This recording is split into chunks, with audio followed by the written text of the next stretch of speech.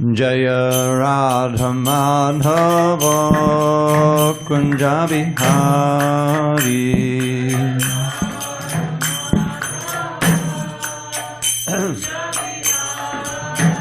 Jaya Radha Madhava Kunja Bihari.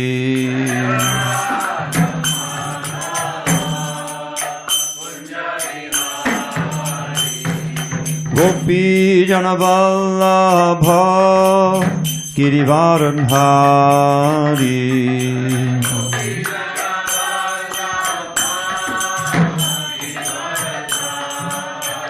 Jaya Gopi Janavallabha Girivaradhari.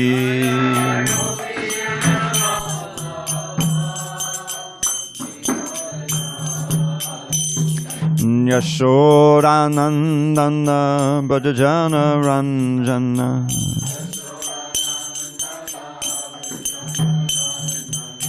Yashodanandana Bhajana Ranjana.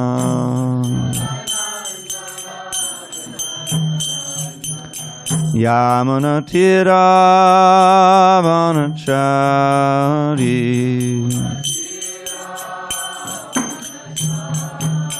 Yamuna Tira Vanachari.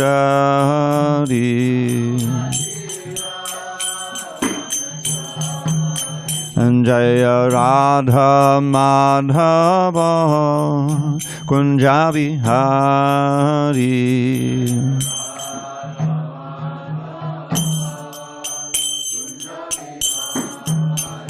Jaya Radha Madhava Kunja Bihari.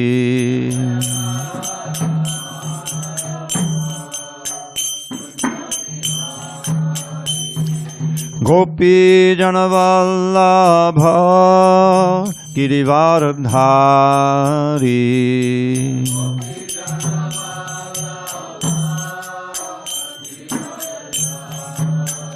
Jaya Gopi Janavallabha Girivaradhari.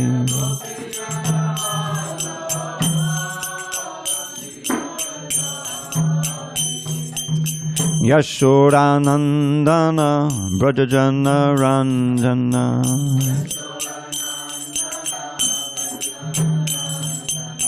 Yashodanandana Brajajana Ranjana.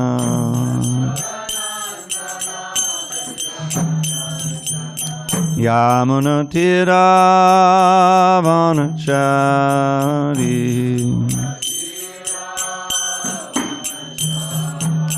Jamuna Tira Vanachari.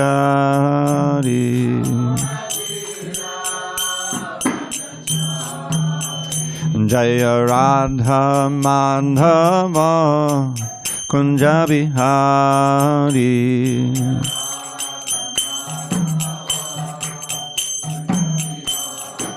Jaya Radha Madhava Kunja Bihari.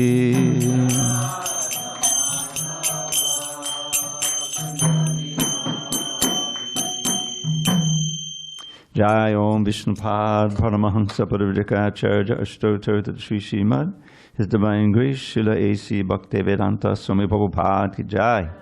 ISKCON BBT Founder Acharya Srila Prabhupada Ki Jai. Jai Om Vishnupad Paramahansa Parivrikacharya Ashtotar Sri Srimad His Divine Grace Srila Bhakti Siddhanta Saraswati Thakur Ki Jai. Ananda Koti Vaishnavinda Ki Jai. Namacharya Srila Haridas Thakur Ki Jai. Grantharaj Srimad Bhagavatam Ki Jai. Samaveda Bhaktivinoda Ki Jai. All glories to the assembled devotees. All glories to the assembled devotees. All glories to the assembled devotees. All glory to Shri Guru and Gauranga.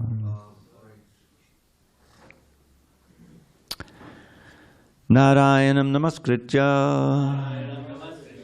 Narang Chaiva Narottamam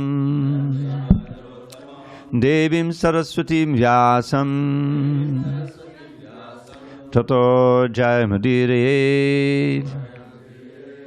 Before reciting the Srimad Bhagavatam, which is our very means of conquest, we should offer our respectful obeisances unto Lord Narayan, the Supreme Personality of Godhead, unto Narayan Rishi, the supremest human being, unto Mother Saraswati, the goddess of learning, unto Srila Vyasadeva, the author, and unto Srila Prabhupada, the translator, commentator, and our spiritual master. Nashta prayesha badreshu nityam bhagavata sevaya bhagavatyuttama shloke bhakti bhavati naishtiki.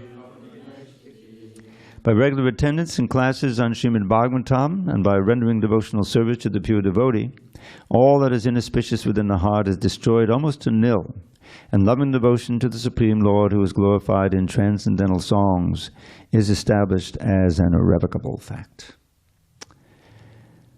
So, how's the verse coming there? A little late. All right. Huh? Yeah, if you have devices. Do you have a device? Probably not. We are on Srimad Bhagavatam, Canto 9, Chapter 10, Text 16. Okay, so...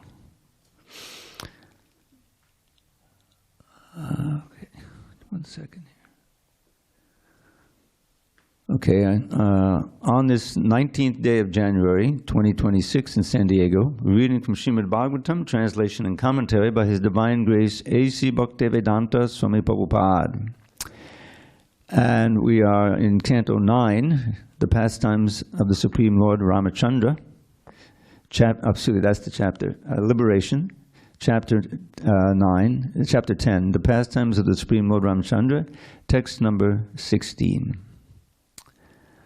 Banvo dadhao Raghupatir Vividadri Kutai Setum Kapindra Kara Kampita Burohangai Sugriva Nila Hanumat Pramukhair Anikair Lankam Vibhishana Drishabhishad Agzadagdham.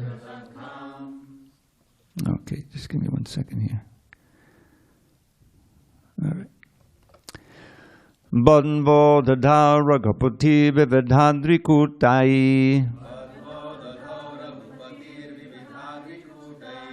Setum Kapindra Kadakampita Buru Hangai Sugriva Nila Hanumat Pramukhaira Nikair Lankam Vibhishana Drisha Vishadagradagdham Bandho Dadhao Raghupati Vividhadri Kutai Setung Kapindra Kadakampita Buru Hangai Sugriva Nila Hanumat Pramukhaira Nikair Lankam Vibhishana Drisha Vishadagradagdham. Go ahead, Boo. Bandho Dadhao Raghupati Vividhadri Kutai Setung Kapindra Kadakampita Buru Hangai Sugriva Nila Hanumat Pramukhaira Nikair Lankam Vibhishana Drisha Vishadagdham. Bandho Dadhao Raghupati Vividhadri Kutai Setum Kapindra Kadakampita Buru Hangai Sugriva Nila Hanumat Pramukaira Nikaya.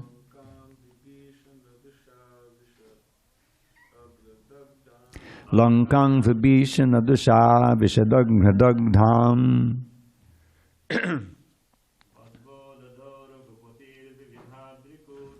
Banvodhau Raghupati Vividhadri Kutai.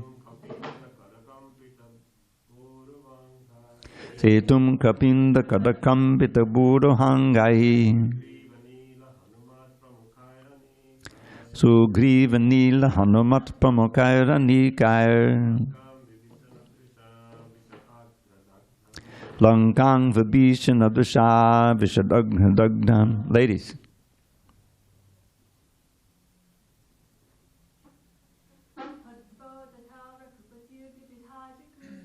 Bhanvodhau Raghupati Vividhadri Kutai. Setung Kapinda Kadakambita Buruhangai. Sugriva Nila Hanumat Pramukaira Nikaya. Lankang Vibhishana Dusha Vishadagna Dagdam. Banvodhau Raghupati Vividhadri Kutai. Setung Kapinda Kadakambita Buruhangai. Sugriva Nila Hanumat Pramukaira Nikaya. Lankang Vibhishana Dusha Vishadagna Dagdham. No?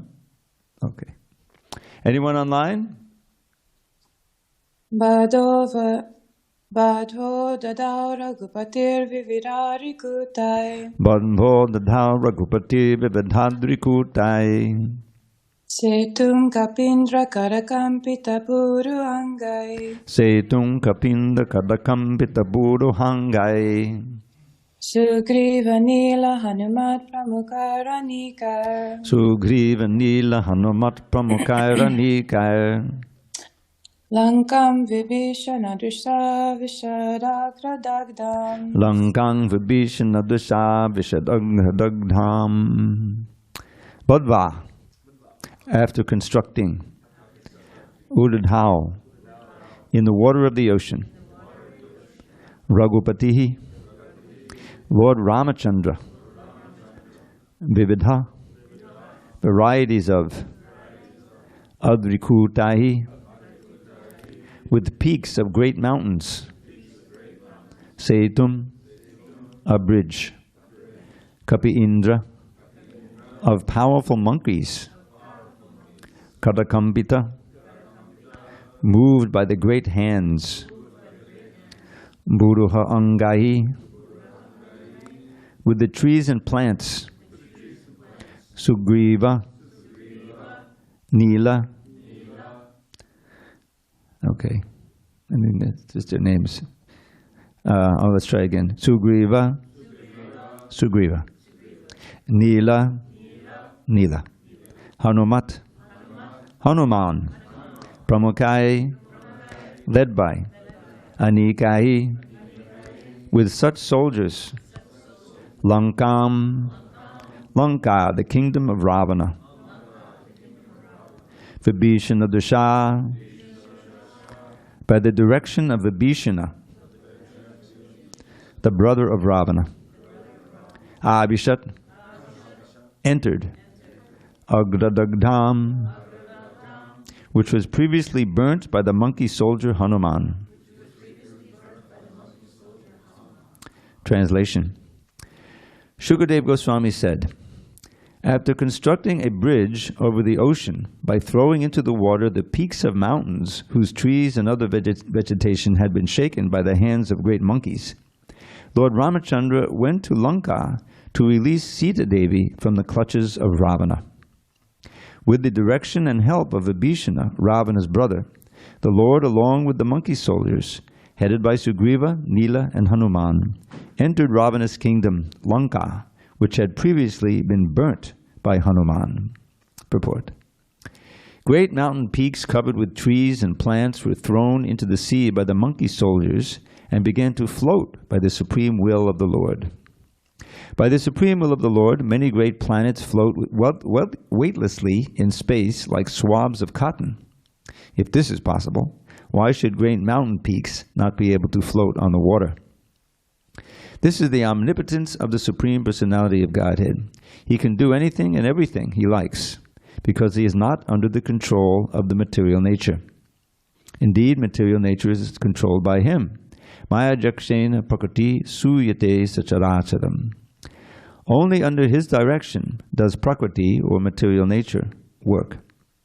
Similar information is given in the Brahma Samhita 552.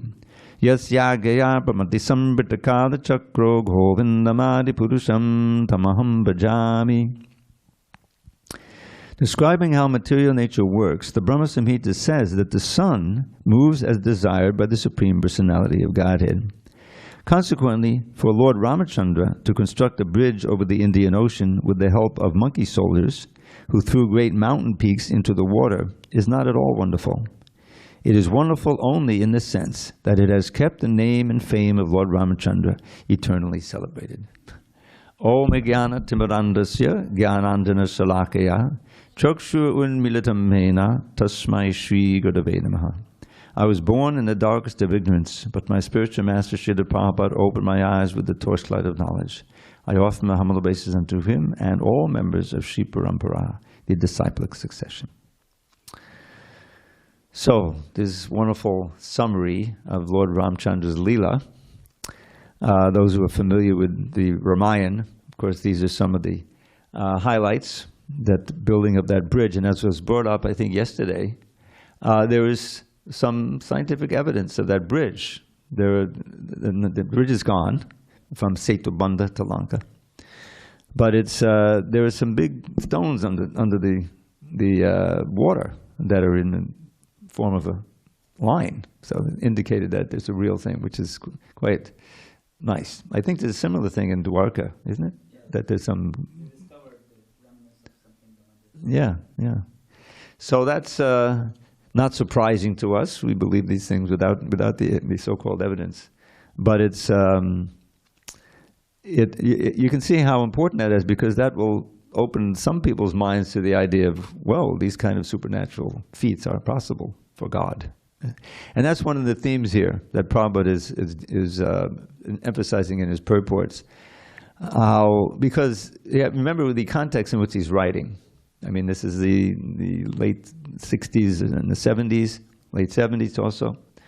And there were numerous, I don't know if there's still as many in the United States, but yogis who could do a little magic, produce gold or something, read minds. And then they would eventually claim to be God. I'll tell a little in one of my own vignettes. My passage to become a devotee of Krishna was a little bit this way and that way. I was fortunate to find it. And I had at one point where I was seriously going to the Ramakrishna mission. They had in New York. I was in the New York area, and they have a big building there, and it's been one of their major, projects in America. And so those who read the Prabhupada Lilamrita will read there that when Prabhupada first came to America, he, of course, had some place with Dr. Mishra. He had some shelter there. But he also met the Nikalananda, who was in charge of the Ramakrishna mission at that time. And it doesn't say much about their interaction, but it was just being there and both being from India and being spiritual leaders, I think there was some conversation. So when I arrived there, it was, that was probably 72. That was about 3 or 4 years later. By that time, Nikalananda had had a stroke. He was still there in the building, and I was invited after a while because they were looking for young, intelligent, Americans to join, especially men. So I had a little intelligence, and I wasn't into drugs and all that. So anyway, they invited me up to the lunch every day. They would have a special lunch, especially on Sunday. And Nikhilananda was there, but by that time he'd had his stroke, and so he had a little aide who was helping to eat, but his replacement had come from India. And he had been a yogi. He had been practicing yoga in, I don't know if it was the Himalayas or anything, but we learned that he was a serious yogi. So there was one point, but we had some conversations, and he told me, you work in a hospital, don't you? And I practically fell over. I didn't tell him I worked in a hospital. He had some little mystic power, the mind reading. So, of course, that attracted me, because I didn't know anything about Bhakti at that point. But then something interesting happened. There was another fellow who started coming regularly, and his name was Gandhi. I don't know if that was his real name, but that's what he called himself. And he was totally into Ram Leela, and he saw me, and we kind of made friends, and he would regale me with all of these wonderful pastimes, which I hadn't heard before. So then, I was living in Long Island with my parents at that time, so I had to drive in. I had a car, So he said, there's this temple, this Hare Krishna temple. I don't know if you called it that, down in Brooklyn. And I haven't been there because I don't have a car or anything. But maybe we could go there after the Sunday brunch. So I agreed, and it was about, actually, we ended up going down there a little later, maybe 6:37, and they just ended with the maid kirtan. This is my first visit to the temple, okay? And I was into meditation. I'd done that, with yoga and everything. And I was trying to meditate on Om. It was very hard. But I was doing pranayama and the usual yoga stuff. So when I entered the temple, they had just finished that big Sunday evening kirtan, And it was like a bit much to me, overload. What's those statues on the altar, that whole thing, And then there were these guys in orange eventually carrying these big plates of food. I didn't know what that was, what's that all about? And I went downstairs where they had the prasadam. But at that time, I was eating only raw food. I was into raw food. So they tried to offer me that, no, I can't eat that, I can't eat that, can't eat that. So finally they said, well, just try some of this special. It was halva, I said, all right, I'll try a little bit of it, And like after the first taste, I was sold, I was a Hare Krishna. So I liked that, and they gave me a half a gallon empty milk carton full for the week, which I thought would last a week. It didn't last a week, So I became addicted to the halva. And, and of course I met some of the devotees. They were all very nice. And there was this incredible, which you can find on YouTube now. It was shortly after that, I think, that I saw this, because my parents had a TV. I had a separate apartment. I was working a job in a hospital. And I said, I want to go watch some TV. So I went over and I turned on the TV, and there was the Hare Krishnas on the TV. On David Susskind. I don't know if any of you are old enough to remember David Susskind show, but that was a big show at that time. And he would have guests of various kinds. So he had the Hare Krishnas on there. And there was Yogeshwar, and they were all like in their early 20s at this time, At Bhagavan, he wasn't, I don't know, he must have called them in from I think, in Detroit, but there was a whole bunch of devotees. And I was fascinated because I had already been to the temple. And they were all effulgent, and he said, what does this mean? And what is that Hare Krishna? Well, let's give you a demonstration. They started this big kirtan right in the thing. So the whole thing, it was just very attractive to me, and piqued my interest. And then of course I went back eventually, got some beads, and I started chanting a couple of rounds a day. And then that was my meditation mantra. I would meditate on that mantra. Breathing in, Hare Krishna, Krishna Krishna, Hare Hare. And breathing out, Hare Rama, Rama, Rama, Hare Hare. And then I would go to work, and I would trying to keep that meditation going. In fact, I would try to use the mantra to cure some of the patients. I would project it in my mind, I never had any dramatic sex, but now here's an interesting, this increased my faith enormously. My father had a stroke about this time. Some of you have heard this story. And he was in a hospital like just a couple of miles from where I lived. the doctors were telling my mother that it's a pretty serious stroke. Usually people don't recover from this, and she was all distraught. So I went in there into his room. It was darkened. There was no one else in there. And he was lying on the bed. And I said, well, let me try it. I'll try it in Hare Krishna mantra. But I didn't do it at a distance. I put my hand on his forehead, and I chanted in my mind, intensely trying to project, healing power. I didn't know what I was doing. So I was just, and then he didn't jump out of bed or anything like that. The nurse came in, and I had to leave. But then, miraculously, he started recovering from that stroke. And eventually, he didn't recover completely. I think he had trouble. I know he had trouble walking, but he was able to speak okay. And he had that stroke. He was only 62. He lived another 18 years. He had a whole other career where he met the governor of New York, and he was campaigning for more, help for the elderly in the state and all this and that. By that time, I was in the movement, So that increased my faith in the Hare Krishna mantra, and the whole thing. So anyway, this is the reason I bring this up is that Prabhupada has been talking about this in previous purports, how so many of these false avatars, they can do a little magic and so forth, but they can't do anything like what's described for Krishna or for Ram. These wonderful feats of causing the stones to float.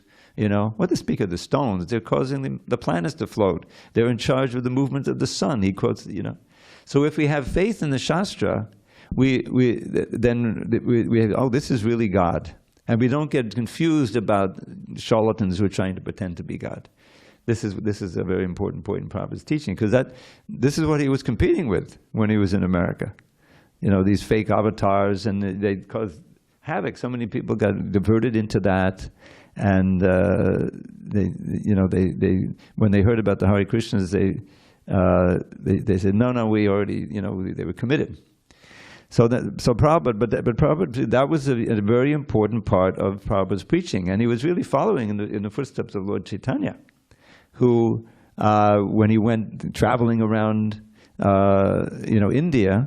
Of course, it was the Mayavadis who he was chiefly, but they competing with. But they were putting forth a false conception of the absolute truth, namely the impersonal Brahman is absolute, So he famously had that debate, or, he instructed Prakashananda Swami, and he converted him into his follower, and all of his followers then became bhaktas. This is how it worked.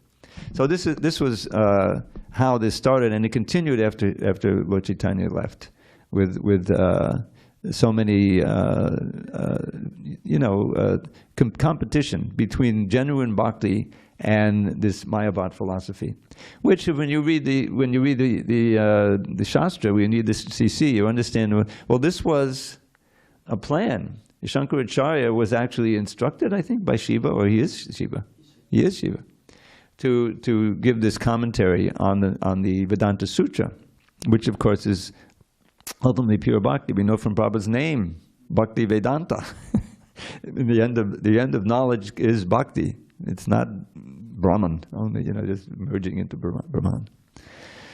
So you can see that this interlude here, I would call this kind of an interlude, this whole chapter, the Ram Leela, is simply because the relationship is given with Krishna. Is an expansion of Krishna. We learned that way back in the first chapter, right?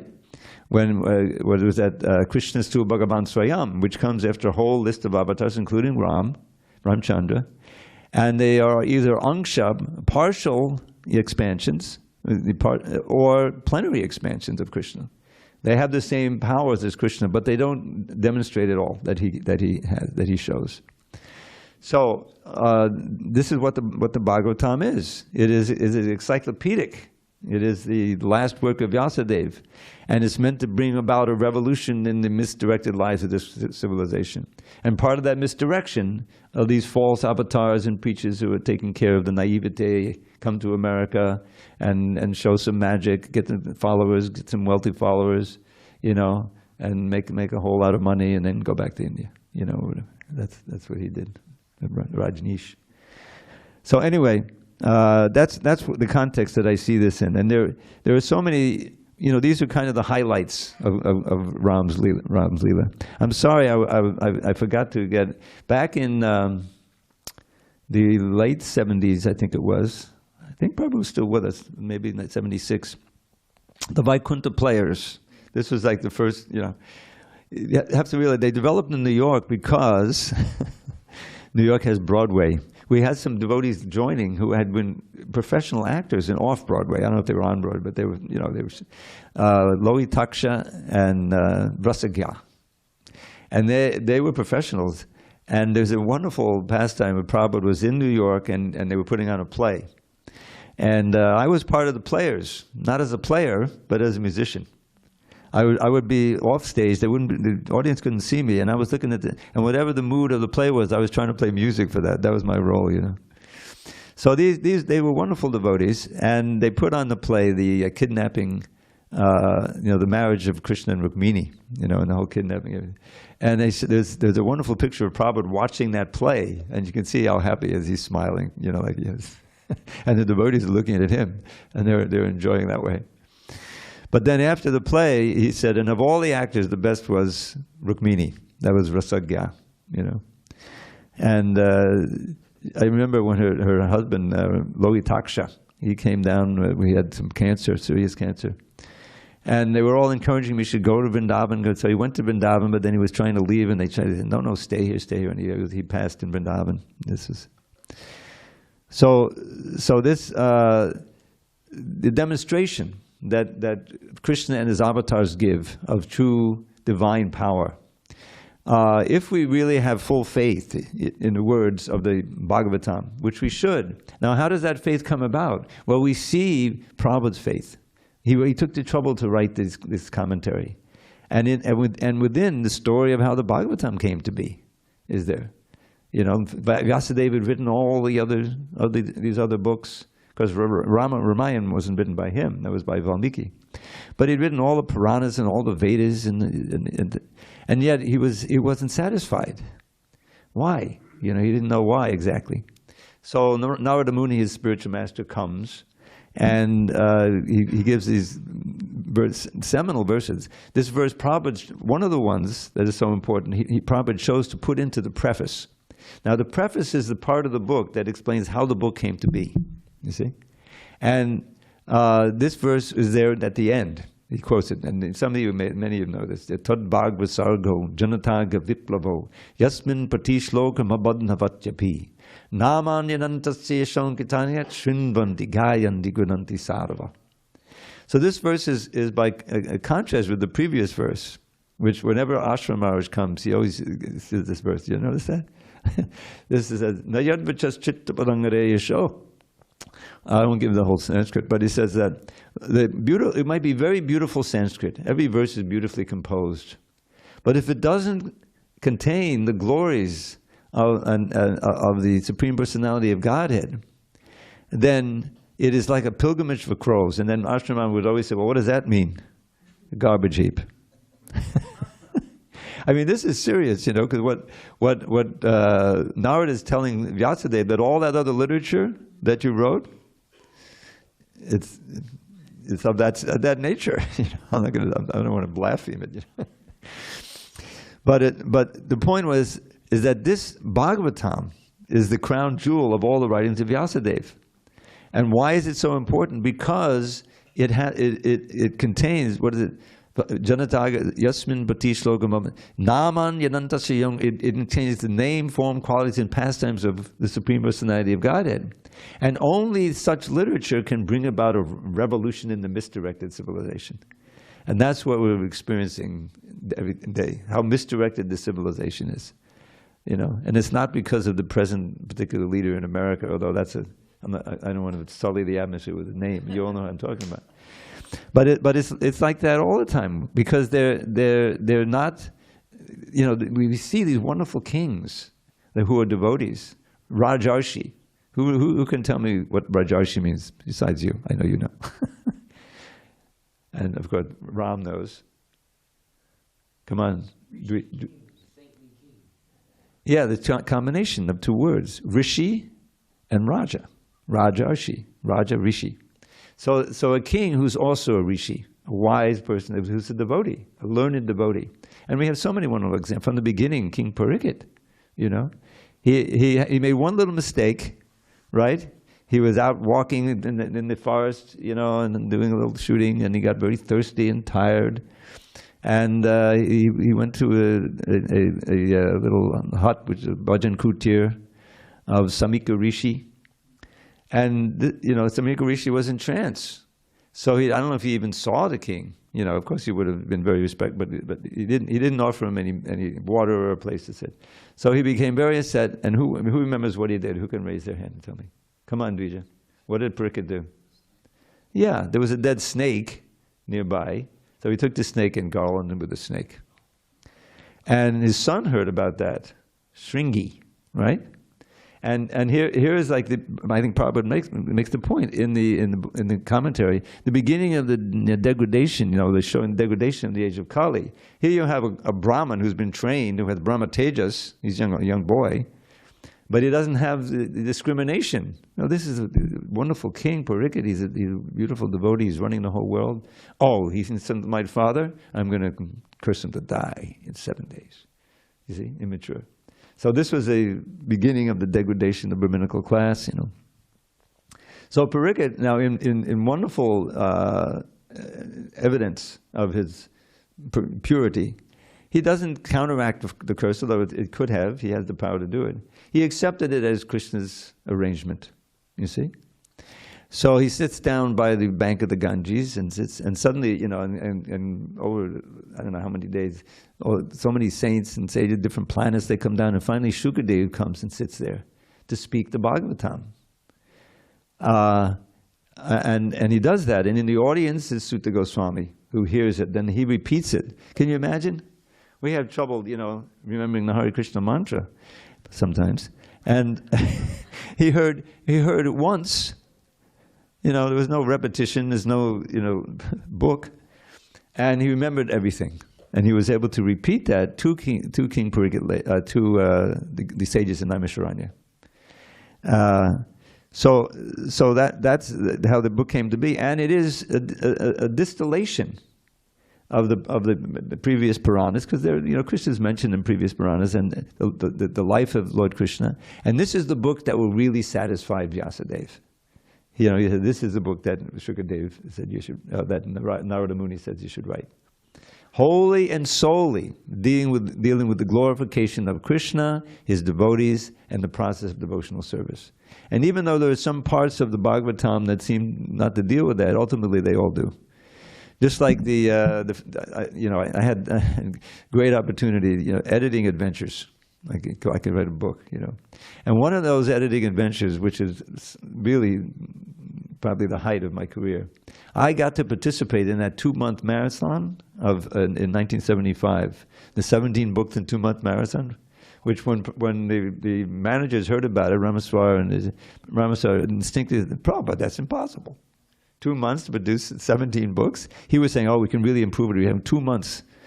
2 books in 1 month, which would have lasted 8 months to finish, or 8 or 9 months. So Prabhupada wasn't hearing any. Famously, he plants his cane in the sand. He's on Venice Beach.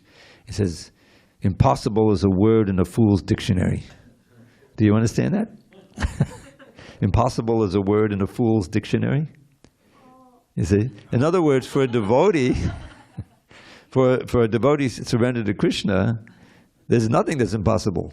At age 69, you can get on a cargo boat, travel to America, have 2 heart attacks, and then come and start a worldwide movement and have thousands of devotees. That's as amazing as building a bridge of rocks. So the devotees said, okay, and so they said, okay, we can do it, but with these conditions. We have to be able to call you wherever you are in the world for consultation. We have to be able to fly anybody in who can help with the editing or indexing. There's a big indexing thing too. So Prabhupada said, yes to all of that. So it started. Now I was there working on Back to Godhead magazine under Jayawada Swami at that time. And Jayawada Maharaj became one of the 2 main English editors Hayagriva was there. Those who know, he was the first main editor. He was a college professor, you know. So that started, because editing was going to be a big thing, both the Bengali and Sanskrit as well as the English, you know, that's a big thing. Plus the artists, you know, they didn't, anyway, it was a big marathon. And it started, so I was doing a lot of what Jayawada, he wasn't Swami then, but you know, Das had been doing, and making Back to God had continued to come out. But Hayagriva, he was a little weak in his sadhana by that time, and he had hair, long hair, you know. So the devotees in LA, and LA was, you know, the main temple in the world actually at that point. And the devotees were very uneasy about that, you know, that he wasn't coming to the programs and this and that, you know. So Prabhupada said, okay, he has to be off the project, but who's going to take his place? So there were various devotees who could have done it, you know. I was editing, so that was a natural choice, but I wasn't the only one. So they had a little contest, and we edited the first, one of the first verses with a big purport at the beginning of the 5th canto, which was part of the thing. And somehow I won that contest, even though Dave Mita, he wasn't a Swami then, but he had graduated from Yale, you know, in Dartmouth and everything. And he said, okay. But I had some experience editing Prabhupada, so I had it. Anyway, so then I was on the marathon. And what was I doing? Ancha Lila. Boy, I was like 2 years in the movement. Here I am in the middle of the most intimate part. Whoa, this is quite a...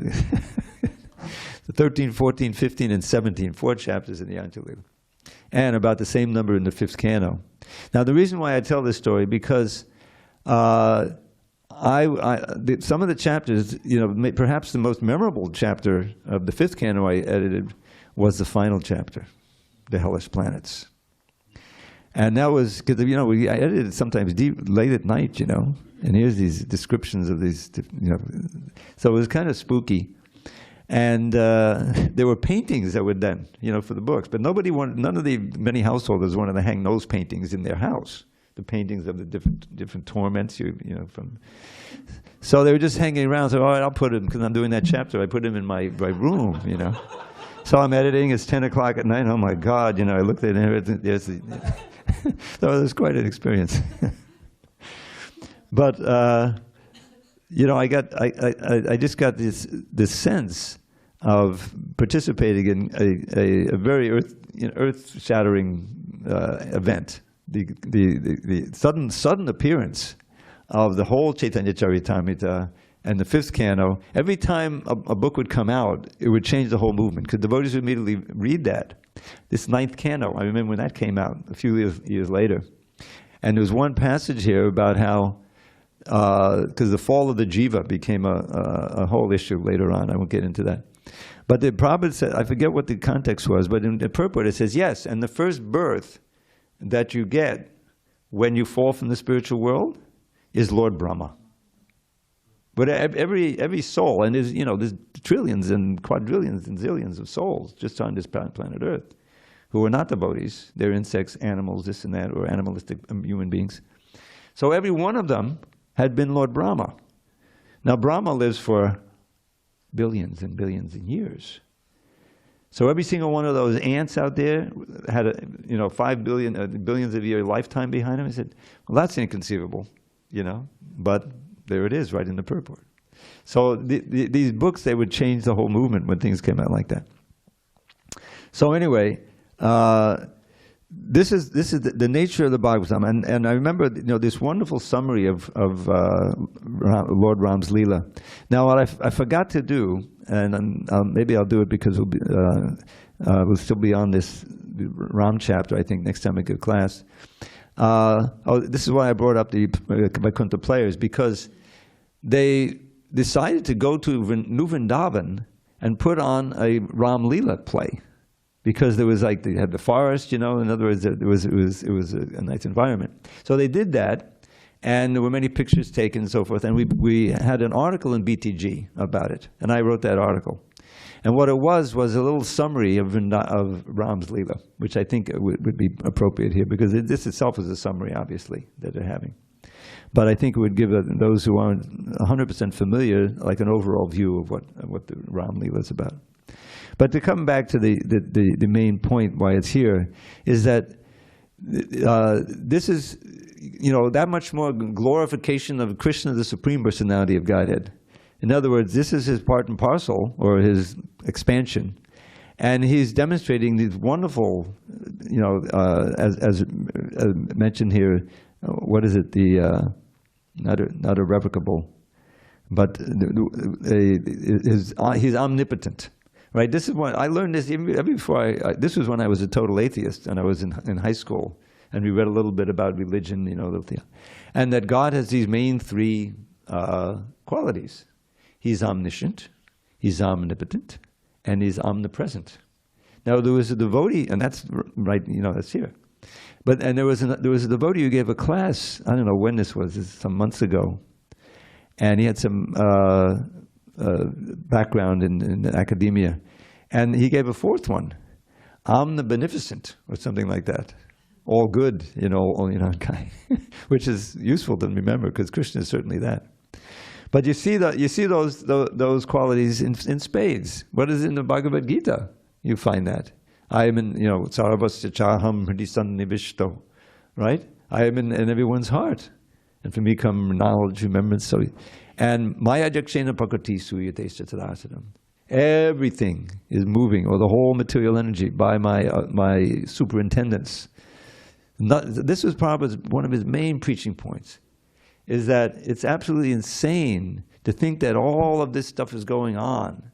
That you want proof of the existence of God? Just think of your own body, how complicated it is, right? You eat a little bit too much and you're sick, the balance is off, 98.6 has to be the temperature. What keeps it that way? The brain, the consciousness is so amazing. So that itself should think that, no human being, they claim that they're going to invent, robots that'll live forever. But they don't have a soul. This AI thing is causing havoc because, they're so skillful at doing now. These kids can make friends with the AI. They're best friends to some AI, guy. It's horrible,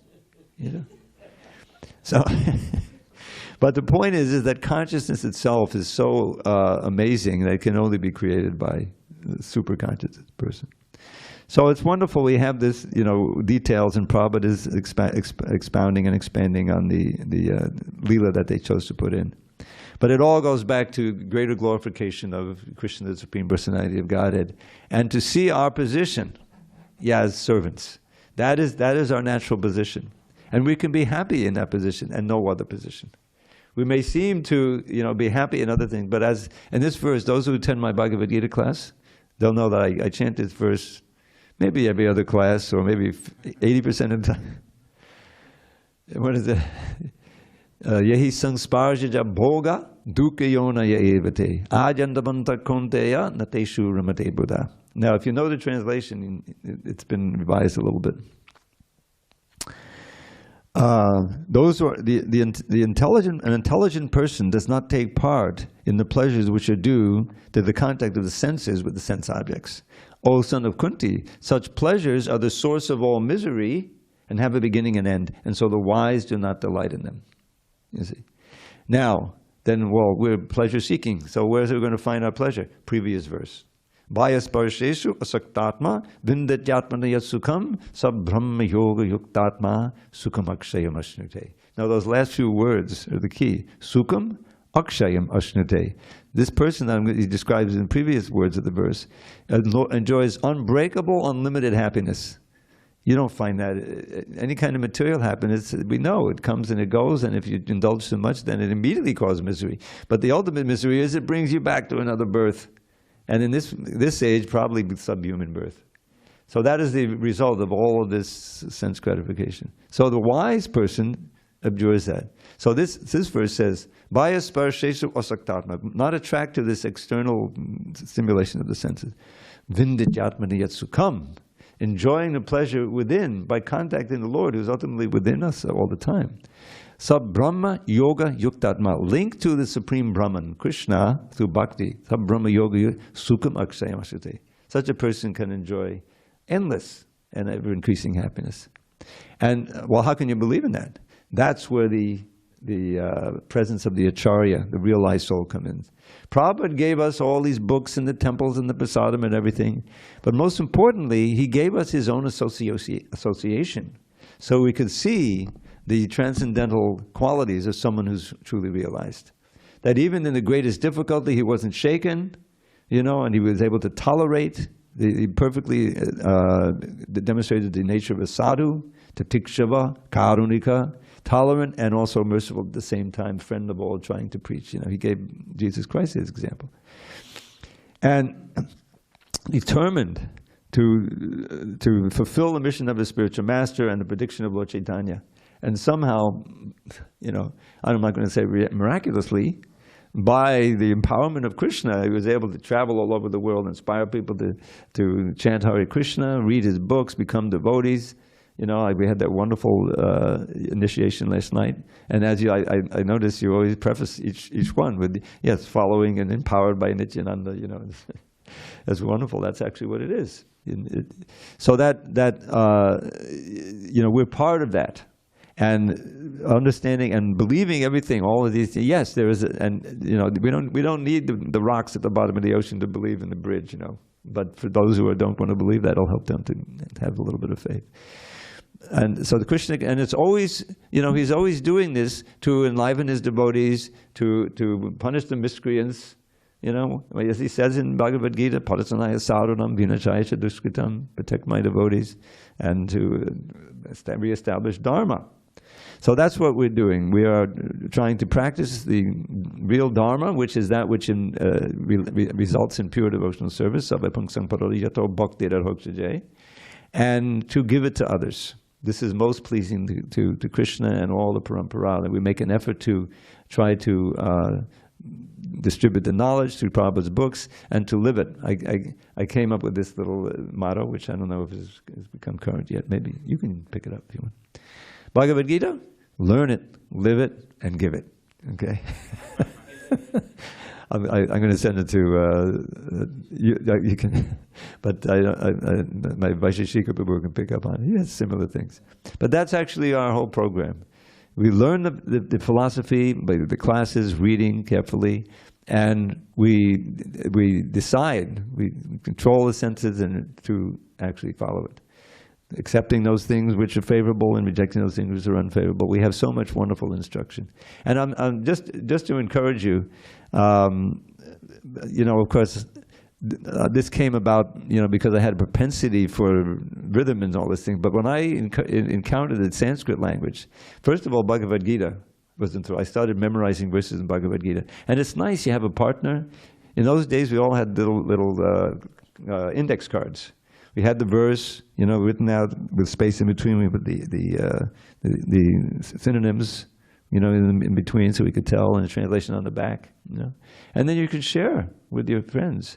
And then what comes out, you know, then you give a class, and then the verses are there. Then it's just following what Srila Prabhupada did. In fact, there's one devotee, I forget his name now, who traveled all over the world. He came to Miami when I was there in the early 80s, and he was putting together the first Prabhupada verse book. You know, and he was looking for devotees who could recall this verse, and I gave him one verse. He said, "Oh, thanks, I don't have that one." But now, you know, you got the database in so many ways. So it's good. You're following Prabhupada's footsteps. There's like 180 verses in this list, and it's from the most quoted frequently to the least. And you can find that on the database. If you look for the verse, you see how many times it's quoted.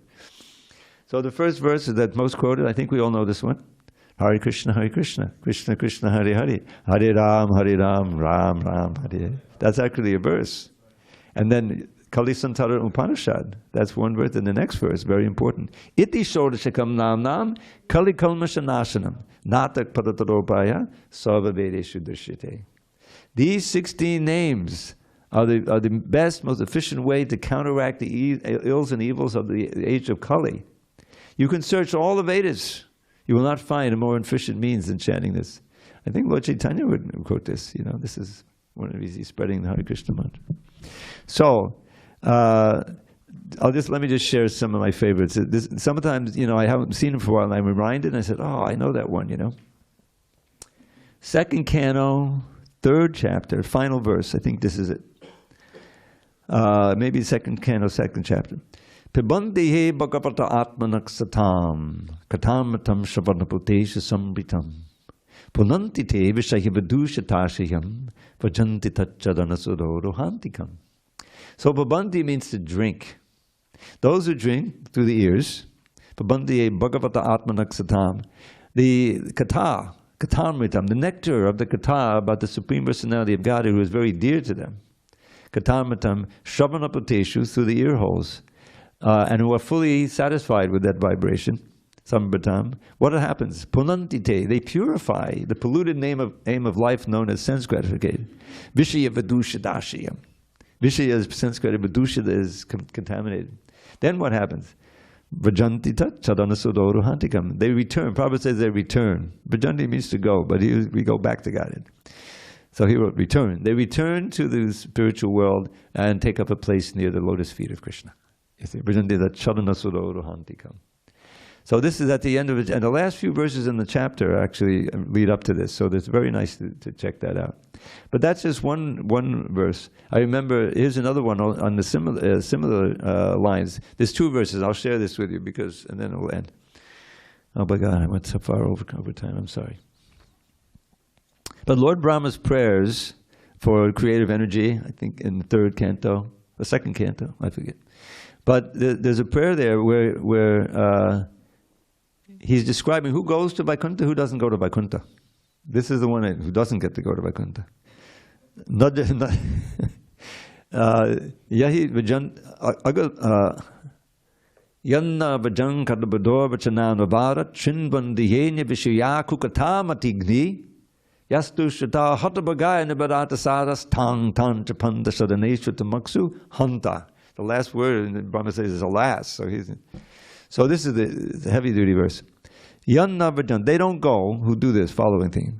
Yan navajanti agabidor. Agabidor is the destroyer of sin, or Agasra, but I think in this it says it's Krishna. It's the name for Krishna. Agabida.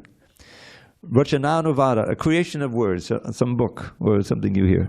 Rachananuvada. Shinvandi, they hear. Ye annivishaya kukatamatigni. So they hear words that are other than glorification of Krishna, the destroyer of sin. In other words, kukata, he calls it kukata, bad kata. Which does what? Matigni destroys your intelligence. That's the first thing it does. Matigni, yastu shuta, those who hear the yashuta hatabagaya, they lose all their good fortune. Human beings do. Nibir ata saras, and it steals away your interest in the essence of life. You see? And those words, those topics, tang, each of them, and together, chapanti, they throw you down. Chapanti ashadaneshu, there's no shelter, in the lower species of life. And tamaksu, complete darkness, and then alas. You see? Now here's the contrary verse, which is not the next verse, but is the previous verse, the previous set of prayers, which I memorized when I first read it. I was proofreading this in like 1975, 76. Ye tu tvadiya chadanam buddhakosha gandham jigrandikana vivaraishuti vatanitam bhaktyaguhita chadanak padayachatesham napayati nata vidayambudahat swapumsam. So the word tu is there. Now tu means on the other hand, so it nicely fits right after the first verse. On the other hand, ye tu tvadiya, so he's praying to Krishna directly.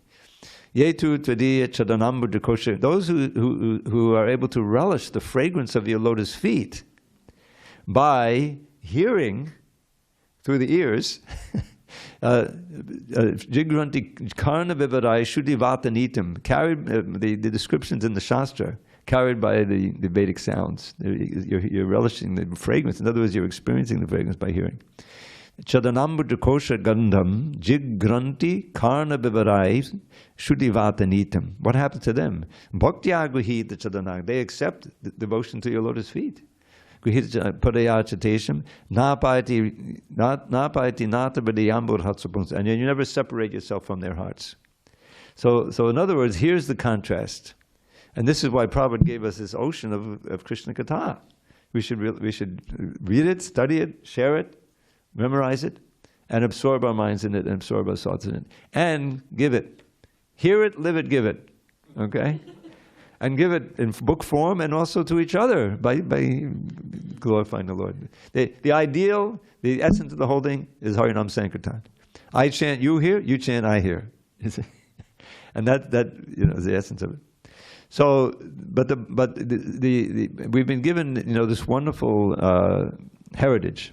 The Bhagavatam, Prabhupada gave it to CC, all of his books, and then there's also these other books that have come after the translations. Bhanu Swami has a whole library, fills up, whole tables full of books that he's done. And my old friend Krishna Krata, who's translating.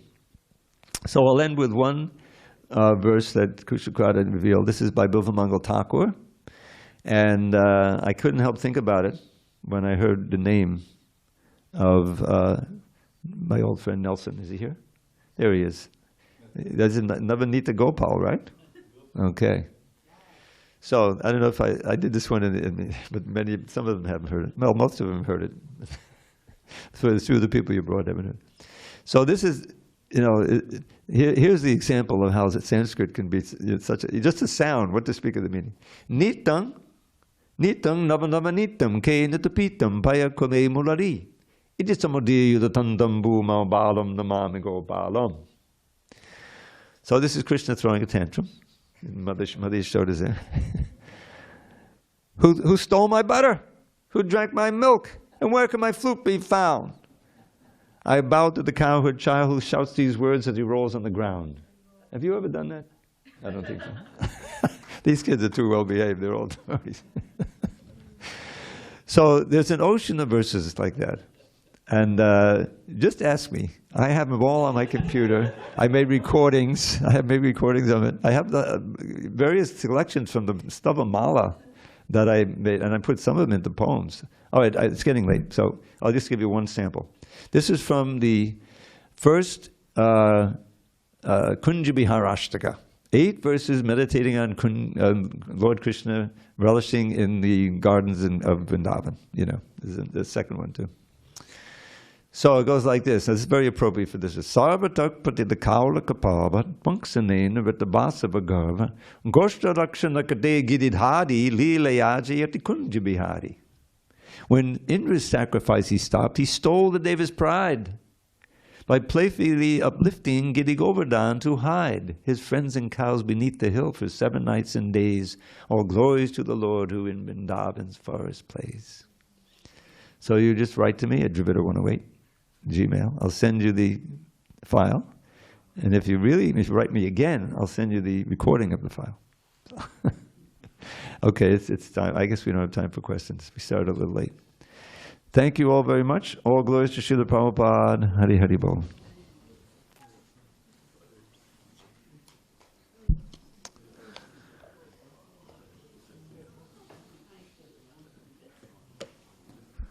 So we went over time, so we're going to fast until noon. No, I'm just kidding.